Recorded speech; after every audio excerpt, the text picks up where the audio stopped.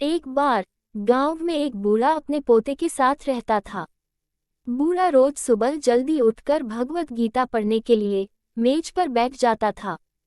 उनका पोता दादाजी का प्रशंसा करता था और अपने दादाजी जैसा बनना चाहता था। इसीलिए पोता दादाजी की तरह सब कुछ करने की कोशिश करता था।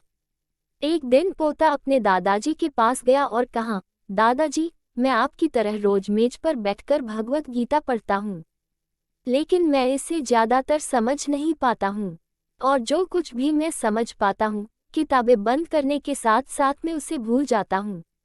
अगर मैं जो पढ़ता हूँ उसे भूल जाता हूँ, तो भगवत गीता पढ़ने से मुझे क्या लाभ होता है। तब दादाजी एक कोयले की टोकरी पकड़े हुए थे। वो पोते की तरफ देखा और उसे कोयले की टोकरी देते हुए कहा, नदी पर जाओ और मेरे लिए एक टोकरी पानी लेकर आओ। दादाजी ने जैसा कहा, लड़के ने वैसा ही किया, लेकिन जैसे ही वह घर पहुंचता, टोकरी का सारा पानी निकल जाता। दादाजी ने मुस्कुराते हुए कहा, वापस पानी लेने के लिए नदी में जाओ और फिर से कोशिश करो, लेकिन इस बार थोड़ा तेज चलने की कोशिश कर। लड़का मान गया और इस बार नदी से पानी लेकर जल्दी घर पहुंचने के लिए तेज भागा। लेकिन इस बार भी घर आने के बाद दादाजी ने देखा तो टोकरी खाली थी।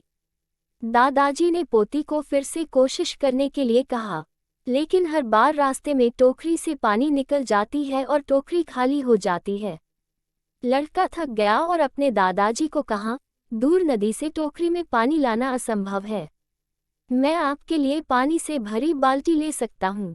दादाजी ने उत्तर दिया, मुझे पानी की बाल्टी नहीं चाहिए।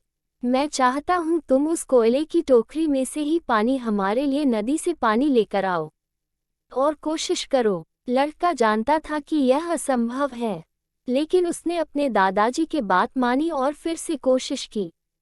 इस बार लड़का जितनी जल्दी हो सके दौड़ा, लेकिन फिर से टोकरी खाली थी।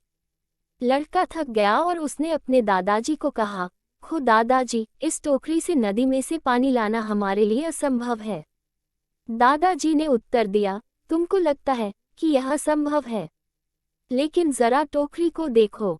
लड़के ने टोकरी की ओर देखा कि टोकरी बहुत साफ सुथरी दिख रही है।